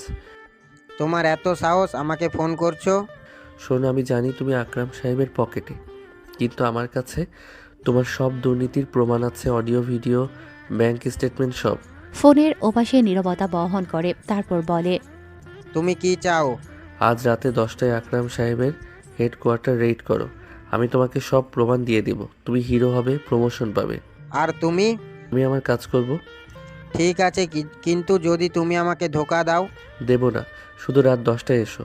ফোন কেটে যায়। রাজ সবার দিকে তাকায়, তারপর বলে, আমরা 9টায় ঢুকবো, পুলিশ 10টায় আসবে, 1 ঘন্টার সময় যথেষ্ট। বস, আপনার কাঁধে গুলি লেগেছে, আপনি পারবেন? পারবো। আজ রাতে আমার প্রতিশোধ সম্পূর্ণ হবে। আকরাম সাহেব শেষ, অভিশেষ, সবাই শেষ হবে। রাজের চোখে এক ভয়ঙ্কর আগুন জ্বলছে। সায়রা তার হাত ধরে। সাবধানে থেকো। থাকবো, তুমি এখানে থাকো। এই যুদ্ধে আমি তোমাকে নিয়ে যেতে পারবো না। কিন্তু প্লিজ আমার জন্য অপেক্ষা করো, আমি ফিরে আসবো। রাজ সায়রার কপালে চুমু খায়। সায়রা চোখের পানি মুছে মাথা নাড়ে, বলে, ফিরে এসো আমার কাছে। আসবো, প্রমিস। রাজ, মুক্তা আর সাজিদ গাড়িতে উঠে চলে যায়। সায়রা জানালা দিয়ে তাকিয়ে থাকে, মনে মনে প্রার্থনা করে, কিন্তু সায়রা জানে না আজ রাতে যা হতে যাচ্ছে তা তার জীবন চিরতরে বদলে দেবে। আর রাজ হয়তো আর কখনো আগের মতো হবে না। আকরাম সাহেবের হেডকোয়ার্টারে এক মহাযুদ্ধ হতে যাচ্ছে। রক্তের নদী বইবে, আর সেই রক্তের মাঝে লুকিয়ে আছে এক ভয়ঙ্কর সত্য। রাত ঠিক 9টা। ধানমন্ডির একটা 5তলা বিল্ডিং। বাইরে থেকে দেখলে মনে হবে একটা সাধারণ অফিস বিল্ডিং, কিন্তু এটা আকরাম সাহেবের সাম্রাজ্যের কেন্দ্র। এখানে থেকেই সে পুরো ঢাকার অর্ধেক মাফিয়া ব্যবসা নিয়ন্ত্রণ করে। রাজ, মুক্তা আর সাজিদ বিল্ডিংয়ের পেছনের গলিতে দাঁড়িয়ে আছে। তাদের সাথে রিহানও এসেছে। বস, ভেতরে অন্তত 30 জনের গার্ড আছে, প্রত্যেকের হাতে অটোমেটিক রাইফেল। রাজ একটা ব্যাগ থেকে কিছু জিনিস বের করে, স্মোক গ্রেনেড, ফ্ল্যাশ ব্যাং এবং C4 বিস্ফোরক। আমরা সামনে দিয়ে ঢুকবো না, জেনারেটর রুম দিয়ে ঢুকবো। সাজি, তুই জেনারেটর রুমে C4 লাগাবি। কারেন্টের সংযোগ সহ সব, যখন লাইট যাবে আমরা ভেতরে ঢুকবো। কিন্তু বস, জেনারেটর রুমে যেতে হলে বেসমেন্ট দিয়ে যেতে হবে, সেখানেও গার্ড আছে। আমি আর রিহান আগে যাব, গার্ডদের সামলাবো, তারপর তোরা আসবি। বস, আপনার কাঁধে গুলি লেগেছে, আপনি পারবেন তো? পারবো, আজ আমাকে পারতেই হবে। 4 জন বিল্ডিংয়ের পেছনের দিকে যায়। বেসমেন্টের দরজার সামনে 2 জন গার্ড পাহারা দিচ্ছে, সিগারেট খাচ্ছে। রাজ ইশারা করে। রিহান একদিক থেকে, রাজ অন্যদিক থেকে এগিয়ে যায়, নিঃশব্দে আগায়। 2 জন গার্ডই বুঝতে পারে না। রাজ একজনের মুখ চেপে ধরে ঘাড় মটকে দেয়। রিহান অন্যজনকে ছুরি দিয়ে আঘাত করে। 2জনই মাটিতে লুটিয়ে পড়ে। চলো। 4 জন বেসমেন্টে ঢোকে। অন্ধকার ঘর, শুধু জেনারেটরের গুগু শব্দ হচ্ছে। আরও 2 জন গার্ড, তারা ফোনে কথা বলছে। মুক্তা সাইলেন্স পিস্তল দিয়ে 2 জনকেই গুলি করে। মাথায় গুলি করে, ওদের কোনো শব্দ হয় না। জেনারেটর ওই দিকে। সাজিদ C4 বিস্ফোরক জেনারেটরে লাগায়। টাইমার সেট করে, 5 মিনিট পর সব ফাটবে। হয়ে গেছে, 5 মিনিট পর লাইট যাবে, তারপর বিস্ফোরণ হবে। পারফেক্ট, এখন আমরা 2য় তলায় যাব, সিঁড়ি দিয়ে। 4 জন সিঁড়ি দিয়ে উপরে উঠতে শুরু করে। 1ম তলায় পৌঁছে দেখে একটা বড় হল। সেখানে প্রায় 15 জন গার্ড, তারা তাস খেলছে, চা খাচ্ছে। এদের সামলাতে হবে, স্মোক গ্রেনেড আর ফ্ল্যাশ ব্যাং ব্যবহার কর। রিহান স্মোক গ্রেনেড ছুড়ে দেয়, হলে ধোঁয়া ছড়িয়ে যায়। মুক্তা ফ্ল্যাশব্যাক ছুড়ে দেয়, ঝলকানি শুরু হয়। গার্ডরা অন্ধ হয়ে যায়, চিৎকার করে ওঠে। রাজ আর তার টিম ধোঁয়ার মধ্যে ঢুকে যায়, একের পর এক গার্ড মারতে থাকে। কেউ গুলি করে, কেউ ছুরি দিয়ে আঘাত করে। 10 সেকেন্ডের মধ্যে সব গার্ড মারা যায়। চলো, সময় কম। তারা দ্বিতীয় তলায় ওঠে, সেখানে আরও বেশি গার্ড, কিন্তু ঠিক তখনই লাইট চলে যায়, পুরো বিল্ডিং অন্ধকার হয়ে যায়। এখন রাস্তার নাইট ভিশন চশমা পরে, তার টিমও পরে। তারা দেখতে পাচ্ছে কিন্তু গার্ডরা পারছে না। শুরু হয় গোলাগুলি, অন্ধকারে চিৎকার, আর্তনাদ ছড়িয়ে পড়ে, রক্তের গন্ধ মিশে যাচ্ছে। রাজ যেন এক দানব, যাকে সামনে পাচ্ছে তাকে শেষ করে দিচ্ছে। কোনো দয়া নেই, কোনো থামাথামে নেই। 5 মিনিট পর বেসমেন্টে বিস্ফোরণ হয়, পুরো বিল্ডিং কেঁপে ওঠে, আগুন ছড়িয়ে পড়ে। বস, আগুন, বিল্ডিং পুড়ছে। আমাদের 3 তলায় যেতে হবে। আকরাম সাহেব সেখানে, তাড়াতাড়ি। 4 জন দৌড়ে 3 তলায় যায়, সেখানে একটা বড় কনফারেন্স রুম। দরজার সামনে 5 জন গার্ড, তারা বন্দুক তাক করে আছে। তারা এক পা এগোলে গুলি করব। রাজ থামে না, সোজা হাঁটতে থাকে। গার্ডরা গুলি করে, কিন্তু রাজ দ্রুত সরে যায়। রিহান, মুক্তা আর সাজিদ পাল্টা গুলি করে, 5 জন গার্ড মারা যায়। রাজ দরজায় লাথি মেরে খুলে দেয়। ভেতরে একটা লম্বা টেবিল, তার চারপাশে বসে আছে 10 জন মানুষ, সবাই বয়স্ক। এরা সবাই এই শহরের বড় বড় মাফিয়া বস। আর টেবিলের শেষ প্রান্তে বসে আছে আকরাম সাহেব, তার পাশে দাঁড়িয়ে আছে অভি, তার পায়ে ব্যান্ডেজ, রাজের গুলির ক্ষত। আহ রাজ, হা হা হা, তুই সত্যি এসেছিস? আমি জানতাম তুই আসবি। খেলা হাসালি, এটা কোনো খেলা না বাচ্চা, এটা বেঁচে থাকার যুদ্ধ, আর তুই হেরে গেছিস। আমি হারিনি, আমি তোর সব লোকদের মেরেছি, তোর ব্যবসা ধ্বংস করেছি। এখন তোর পালা। সত্যি? তুই ভাবছিস তুই জিতে গেছিস? তুই কিছুই জানিস না। কি জানি না? আকরাম সাহেব চেয়ার ছেড়ে উঠে দাঁড়াতে শুরু করে। রাজের দিকে আসে, ভয় নেই তার চোখে। চরম সত্য, তুই জানিস না তোর বাবা মাকে আসলে কে মেরেছে? রাজ থমকে যায়, তার হাত কাঁপে। সোহেল চৌধুরী মেরেছে, আমি জানি। না, সোহেল গুলি করেছে ঠিকই, কিন্তু আদেশ সে দেয়নি, আদেশ দিয়েছিলাম আমি। তার কথা শুনে রাজ যেন চমকে যায়। কথাটা শুনে রাজের চোখ বড় বড় হয়ে যায়, বুকে যেন হাতুড়ি পড়ে। তুই কেন? তোর বাবা আমার সবচেয়ে বড় প্রতিদ্বন্দ্বী ছিল। হ্যাঁ, তোর বাবাও একজন মাফিয়া ছিল। এই শহরের সবচেয়ে শক্তিশালী ছিল সে। তার নাম শুনলেই মানুষ কাঁপত। মিথ্যা, আমার বাবা একজন সাধারণ ব্যবসায়ী ছিল। সাধারণ ব্যবসায়ী? হা হা হা। তোর বাবার নাম ছিল রাদিফ খান, ডাক নাম ছিল খান সাহেব। এই শহরের অর্ধেক মাফিয়া ব্যবসা নিয়ন্ত্রণ করত, অস্ত্র ব্যবসা, চোরাচালান, সবকিছু। রাজ যেন পিছিয়ে যায়, বিশ্বাস করতে পারছে না। না, এটা মিথ্যা। মিথ্যা? আকরাম সাহেব একটা ফাইল টেবিল থেকে তুলে রাজের দিকে ছুড়ে দেয়, তারপর বলে, নিজেই দেখ। রাজ ফাইল তুলে নেয়, খোলে সেটা। ভেতরে অনেক ছবির নথি, তার বাবার ছবি, কিন্তু এই ছবিতে তার বাবা অন্যরকম, কালো স্যুট পরা, হাতে বন্দুক, চারপাশে মৃতদেহ। রাজের হাত থেকে ফাইল পড়ে যায়, হাঁটু গেড়ে বসে পড়ে।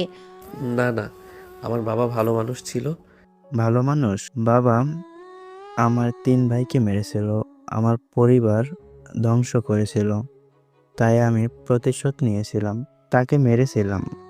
কিন্তু কিন্তু আমার মা, সে তো নিরপরাধ ছিল।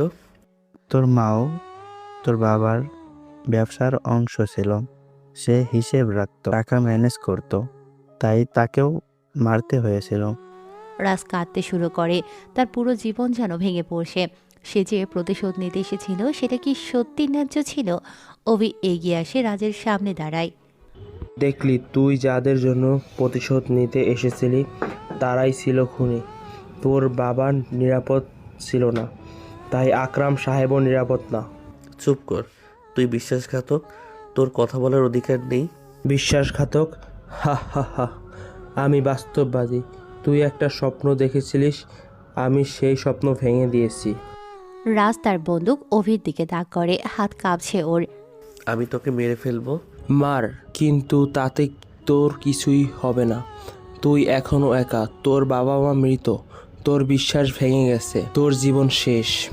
রাজ ট্রিগার টানতে যায় কিন্তু পারে না, তার হাত শক্ত হয়ে যায়। পারতে পারছিস না, কারণ তুই জানিস আমি ঠিক বলেছি, তুই হেরে গেছিস। হঠাৎ বাইরে পুলিশের সাইরেন বাজে। ইন্সপেক্টর হামিদ এসে পড়েছে। পুলিশ। আকরাম সাহেব জানালা দিয়ে দেখে পুলিশ। সে বলে, হারামের বাচ্চা জারস, তুই পুলিশ দেখেছিস? হ্যাঁ, তোরা সবাই গ্রেফতার হবি। আমি নিজে তোদের মারবো না, আইন মারবে। আইন? হা হা হা। এই দেশে আইন বলে কিছুই নেই, শুধু টাকার ক্ষমতা আছে, আর আমার দুটোই আছে পকেটে। আকরাম সাহেব তার পকেট থেকে একটা রিমোট বের করে। এই বিল্ডিং এর ৩য় তলায় 10টা বোমা লাগানো আছে, আমি এই বাটন চাপলে সবকিছু উড়ে যাবে, তুই, তোর লোক, পুলিশ সবাই মরবে। তুমি নিজেও মরবে। তাতে কি, আমার বয়স হয়ে গেছে, আর কিছু বাঁচার নেই, কিন্তু তোর এখনো জীবন আছে, সায়রা আছে। রাজ চমকে ওঠে সায়রার কথা শুনে। তুমি সায়রার কথা জানো কিভাবে? আমি সবকিছু জানি। সায়রা এখন তার ক্লিনিকে অপেক্ষা করছে তোর জন্য। সে তোকে ভালোবাসে, তুইও তাকে ভালোবাসিস, তাই আমি তোকে একটা ডিল দিচ্ছি, তুই আমাকে এখান থেকে পালিয়ে যেতে দে, আমি এই বাটন চাপবো না, তোর লোক বাঁচবে, পুলিশ বাঁচবে, তুই সায়রার কাছে ফিরে যেতে পারবি। আর যদি না দেই?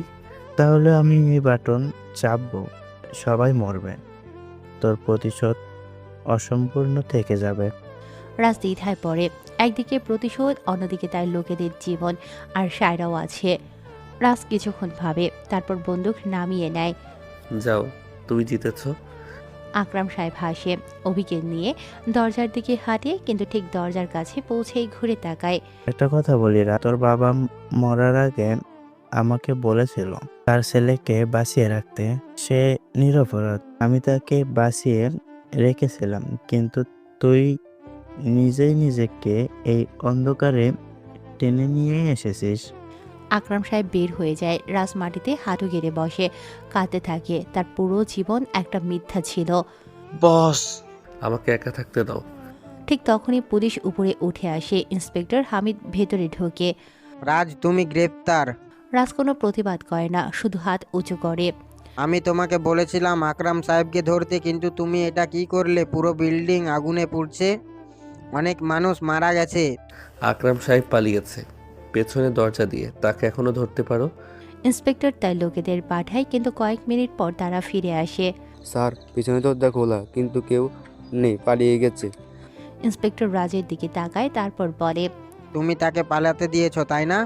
রাজ কোনো জবাব দেয় না, শুধু মাথা নিচু করে থাকে। তুমি একটা বোকা, এই লোক তোমার পরিবার মেরেছে, তুমি তাকে ছেড়ে দিলে? আমার পরিবারও নিরপরাধ ছিল না। রাজ ফিস ফিস করে। ইন্সপেক্টর বুঝতে পারে না, কিন্তু রাজকে হাত করা পড়ায়। চলো, তোমাকে থানায় নিয়ে যেতে হবে। 3 দিন পর থানার লকআপ। রাজ মাটিতে বসে আছে, চোখ দুটো লাল। 3 দিন ঘুমোয়নি সে, খায়নি, শুধু ভাবছে। হঠাৎ একজন পুলিশ এসে দরজা খোলে। তোমার সাথে দেখা করতে কেউ এসেছে। রাজ উঠে বাইরে যায়, দেখে সায়রা দাঁড়িয়ে আছে, তার চোখ লাল, কাঁদছে সায়রা। সায়রা কিছু বলে না, শুধু রাজকে জড়িয়ে ধরে কাঁদতে থাকে। আমি ভয় পেয়েছিলাম, তুমি মরে গেছো, 3 দিন কোনো খবর পাইনি। আমি ঠিক আছি। না, তুমি ঠিক নেই, আমি সবটা শুনেছি। তোমার বাবার কথা, আকরাম সাহেবের কথা, তুমি ভেঙে পড়েছো। আমার জীবনটা একটা মিথ্যা ছিল। আমি যে প্রতিশোধ নিতে চেয়েছিলাম সেটা কি ন্যায্য ছিল? আমি জানি না, কিন্তু আমি জানি তুমি একটা ভালো মানুষ। তুমি যা করেছো সেটা তোমার অতীতের জন্য, কিন্তু এখন তোমার ভবিষ্যৎ তৈরি করার সময়। কি ভবিষ্যৎ? আমি একজন খুনি, আমার হাতে অনেকের রক্ত ঝরেছে, আমি জেলেই আছি। না, আমি একজন উকিল নিয়োগ দিয়েছি। সে বলেছে তুমি যেসব মানুষকে মেরেছো তারা সবাই অপরাধী।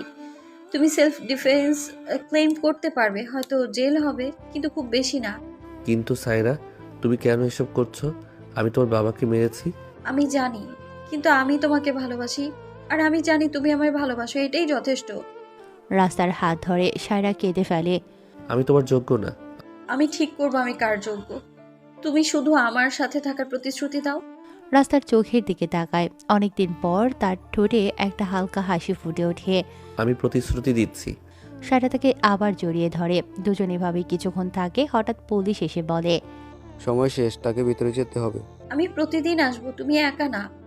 রাজ মাথা নাড়ে। পুলিশ তাকে ভেতরে নিয়ে যায়। 6 মাস পর আদালতে রাজের বিচার চলছে।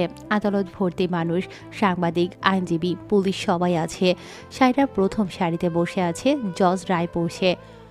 আসামি রাজ, তুমি একাধিক হত্যার দায়ে অভিযুক্ত, কিন্তু আদালত দেখেছে যে তুমি যাদের হত্যা করেছো তারা সবাই সংগঠিত অপরাধের সাথে জড়িত ছিল। তুমি নিজেও একজন ভিকটিম, তোমার পরিবারকে হত্যা করা হয়েছিল। তাই আদালত তোমাকে 8 বছরের কারাদণ্ড দিচ্ছে। ভালো আচরণের জন্য এটা 5 বছরের কমানো যেতে পারে। হাতুড়ি পড়ে, রায় চূড়ান্ত হয়। রাজ সায়রার দিকে তাকায়। সায়রা হাসে, চোখে অশ্রু ঝরে ওর। রাজও হাসে। পুলিশ রাজকে নিয়ে যায়, কিন্তু রাজ জানে এবার সে একা না। সায়রা তার জন্য অপেক্ষা করবে।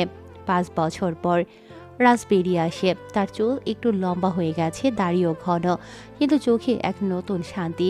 গেটের সামনে সায়রা দাঁড়িয়ে আছে। 5 বছর অপেক্ষা করেছে, একবারও রাজকে ছেড়ে যায়নি। রাজ বেরিয়ে আসে। সায়রা দৌড়ে তার কাছে যায়, জড়িয়ে ধরে। তুমি ফিরে এসেছো? আমি প্রতিশ্রুতি দিয়েছিলাম। এখন কি করবে? এখন আমি একটা সাধারণ জীবনযাপন করব তোমার সাথে। কোনো প্রতিশোধ না, কোনো রক্ত না, শুধু শান্তি। তুমি পারবে? পারবো। তোমার জন্য আমি কিছু করতে পারি। দুজন হাত ধরে গাড়িতে ওঠে। গাড়ি চলতে শুরু করে। রাজা, একটা কথা বলিনি তোমায়? কি? আমাদের একটা বাচ্চা আছে। রাজ চমকে তাকায়, তার চোখ বড় হয়ে যায়। কি? কখন? আমরা শেষবার যখন একসাথে ছিলাম, তোমার গ্রেফতারের আগের রাতে। আমি জানতাম, কিন্তু তোমায় বলিনি, তুমি আরো চিন্তিত হতে। রাজ গাড়ি থামায়, সায়রাকে জড়িয়ে ধরে, কাঁদতে শুরু করে। আমি বাবা হয়েছি। হ্যাঁ, আমাদের একটা সন্তান আছে। 3 বছর পর একটা ছোট বাড়ি, সমুদ্রের ধারে, সূর্য উঠছে। রাজ বারান্দায় বসে চা খাচ্ছে, তার পাশে একটা ছেলে খেলছে। ছেলেটার নাম রিয়ান। সায়রা ভেতর থেকে বের হয়ে আসে, তার হাতে নাস্তা। চা শেষ করো, নাস্তা করতে হবে। আসছি। রিয়ান রাজের কাছে আসে। বাবা, আজ সমুদ্রে যাব। যাব। আজ তোকে সাঁতার শেখাবো। রিয়ান খুশিতে চিৎকার করে। রাজ তাকিয়ে থাকে সমুদ্রের দিকে। মনে পড়ে তার অতীত, যেখানে ছিল রক্ত, মৃত্যু, প্রতিশোধ, কিন্তু এখন সব শান্ত। কি ভাবছো? ভাবছি আমি কতটা ভাগ্যবান। তোমাকে পেয়েছি, রিয়ানকে পেয়েছি, একটা নতুন জীবন পেয়েছি। তুমি এটা পাওয়ার যোগ্য। তুমি পরিবর্তন হয়েছো। তোমার জন্য। রাস্তার হাত ধরে দুজন এভাবে বসে থাকে। রিয়ান খেলছে, কিন্তু হঠাৎ রাজের ফোন বাজে। একটা অচেনা নাম্বার থেকে কল। রাজ ফোন ধরে। হ্যালো রাজ, আমি অভি। রাজ উঠে দাঁড়ায়, তার হাত শক্ত হয়ে যায়। তুই কিভাবে আমার নম্বর পেলি? এটা কোনো ব্যাপার না। শোনো, আমাকে তোমার সাহায্য লাগবে। আমি আর সেই দুনিয়ার মানুষ না, আমার নতুন জীবন আছে। আমি জানি, কিন্তু আকরাম সাহেব তোকে খুঁজে বের করেছে। সে আসছে তোকে শেষ করতে। রাজের মুখ শক্ত হয়ে যায়। সায়রা ভয় পেয়ে যায়। কি হয়েছে? কিছু না, শুধু অতীত ফিরে এসেছে। অভি আকরাম সাহেব কোথায়? সে আজ রাতের তোর বাড়িতে আসবে, তার সাথে 20 জন লোক। তারা তোকে, সায়রাকে এবং তোর ছেলে মেয়েকে মেরে ফেলবে। তুই কেন আমাকে বলছিস? কারণ আমি তোর কাছে ক্ষমা চাই। আমি যা করেছি সেটা ভুল ছিল। তুই আমার ভাই ছিলি। রাজ কিছু সময় চুপ করে থাকে। আমি আসছি তোকে সাহায্য করতে। তোর গ্যাং এখন আমি চালাই। আমরা সবাই আসছি, 1 ঘন্টার মধ্যে পৌঁছাবো। ফোন কেটে যায়। রাজ সায়রার দিকে তাকায়। আমাদের যেতে হবে এখনই। কিন্তু কোথায়? আমি জানি না, কিন্তু এখানে থাকলে আমরা বিপদে পড়ব। রাজ দ্রুত ভেতরে যায়। একটা ব্যাগে জরুরি জিনিস ভরে, টাকা, পাসপোর্ট, কিন্তু তখনই বাইরে গাড়ির শব্দ, অনেক গাড়ি। রাজ জানালা দিয়ে দেখে আকরাম সাহেব এসে গেছে। তার সাথে প্রায় 20 জন লোক, সবার হাতে বন্দুক। তারা এসে গেছে? কিন্তু তারা এত তাড়াতাড়ি কিভাবে এলো? অভি, সে আমাকে ফাঁদে ফেলেছে। আবার রাস্তার পুরনো সুটকেস খোলে। ভেতর থেকে একটা বন্দুক লুকানো, শেষবারের জন্য রেখেছিল। সাইরা, রিয়ানকে নিয়ে পেছনে দরজা দিয়ে বেরিয়ে যাও। না, আমি তোমার ছেড়ে যাব না। তুমি যাবে রিয়ানের জন্য, তার তোমার দরকার, আমাকে না। কিন্তু তুমি। আমি ঠিক হয়ে যাব, তুমি শুধু পালাও। পুলিশকে খবর দাও। সায়রা রিয়ানকে কোলে তুলে পেছনের দরজার দিকে যায়, কিন্তু দরজায় পৌঁছে ঘুরে তাকায়। আমি তোমায় ভালোবাসি। আমিও। এখন যাও। সারা দরজা খুলে বেরিয়ে যায়। রাজ বন্দুক হাতে সামনের দরজার দিকে হাঁটে। বাইরে আকরাম সাহেব চিৎকার করছে, রাজ বের হয়ে আয়, তোর খেলা শেষ। রাজ বন্দুক খোলে, বন্দুক লুকিয়ে রাখে। তুই এসেছিস? আকরাম সাহেব হাসে। তাই লোকেরা রাজকে ঘিরে ধরে। 5 বছর খুঁজেছি তোকে, অবশেষে পেয়েছি। তুমি কেন এসেছো? আমি তো তোমাকে ছেড়ে দিয়েছিলাম।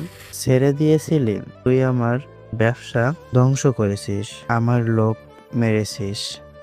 তুই ভাবলি আমি ভুলে যাব? আমার নতুন জীবন আছে, একটা পরিবার আছে, আমাকে ছেড়ে দাও। পরিবার? তোর বাবাও একবার আমার কাছে একই কথা বলেছিল, তাকেও ছেড়ে দেইনি, তোকেও দেব না। আকরাম সাহেব তার লোকেদের ইশারা করে। তারা বন্দুক তুলে রাজের দিকে তাক করে। রাজ জানে এবার শেষ, কিন্তু হাল ছাড়বে না, শেষ মুহূর্ত পর্যন্ত লড়বে। ঠিক তখনই একটা গাড়ি দ্রুত এসে লোকগুলোর মধ্যে ঢুকে যায়। কয়েকজন উড়ে যায়। গাড়ি থেকে নামে অভি, সাজিদ, মুক্তা আরও কয়েকজন। ওদের সবার হাতে দুটো বন্দুক। রাজ, অভি রাজের দিকে একটা বন্দুক ছুড়ে দেয়। রাজ ধরে নেয়। সবাই মিলে গুলি করতে শুরু করে। আকরাম সাহেবের লোকেরা পাল্টা গুলি করে। শুরু হয় মারামারি। একটা সময় আকরাম একা হয়ে পড়ে। রাজ এগিয়ে আসে তার দিকে। আকরাম বাড়ির উপরে হামাগুড়ি দিয়েছে। তোকে ছেড়ে দিয়েছিলাম এই জন্য তুই আমার বাবার সাথে আমাকে মারিসনি, কিন্তু তুই আবার যখন ফিরে এসেছিস তোকে এবার আর মাপ নয়, সোজা উপরে পাঠাবো। রাজ, ভুল হয়ে গেছে, আমাকে মাফ করে দে। মাফ? একটা কথা শুনে রাখ, শত্রুকে কখনো বাঁচিয়ে রাখতে নেই। রাজার কথা বাড়ায় না। সে তার পিস্তল দিয়ে আকরামের বুকে 3টে গুলি করে। তারপর মাথাটা বালির ভেতরে চেপে দিয়ে তাকে মেরে ফেলে। অভি আসে রাজের পাশে। ভাই মাফ করে দাও আমাকে। গ্যাং, আজ থেকে তোর সময় হলে আমি ফিরবো। যেই আসুক তাকে কখনো বাঁচিয়ে রাখবি না। গোপন এই শহর, এই দেশ, এবার আমরা রাজ করব। তোরা তোদের মতো থাক, আমি আমার মতো সামলে নেব সব। রাজের কথায় ওরা হাসে। সবাই গাড়িতে করে চলে যায়। আর রাজ এগিয়ে যায় সায়রাতের দিকে। 2 বছর পর একটি ছোট্ট গ্রাম কানাডায়। তুষার পড়ছে। একটি কাঠের বাড়ি, উঠোনে রিয়ান খেলছে। রিয়ানের সাথে আরেকটি 3 বছরের মেয়েও আছে। রাজ ও সায়রার দ্বিতীয় সন্তান। রাজ বারান্দায় দাঁড়িয়ে তাদের দেখছে। তার মুখে হাসি, চুল এখন একটু পেকে গেছে, কিন্তু চোখে শান্তি। সায়রা পেছন থেকে এসে তার কাঁধে হাত রাখে। কি ভাবছো? ভাবছি আমি কত দূর এসেছি। এক সময় আমি ছিলাম এক অন্ধকারের রাজা, আজ আমি একজন সাধারণ মানুষ, একজন বাবা, একজন স্বামী। তুমি খুশি? খুব খুশি। তোমার জন্যই আজ আমি এখানে, তুমি আমাকে বাঁচিয়েছো। আমরা একে অপরকে বাঁচিয়েছি। রিয়ান আর রিয়া দৌড়ে আসে। বাবা দেখো, আমি একটা স্নোম্যান বানিয়েছি। দেখছি, খুব সুন্দর। বাবা, তুমি আমাকে তোমার অতীতের গল্প কবে বলবে? রাজ একটু চুপ করে থাকে, তারপর হাসে। যখন তুমি বড় হবে তখন বলবো, কিন্তু মনে রাখবে অতীত অতীত, গুরুত্বপূর্ণ হলো বর্তমান। ঠিক আছে বাবা। দুজনে আবার খেলতে চলে যায়। রাজ আর সায়রা হাত ধরে দাঁড়িয়ে আছে। তুষার পড়ছে।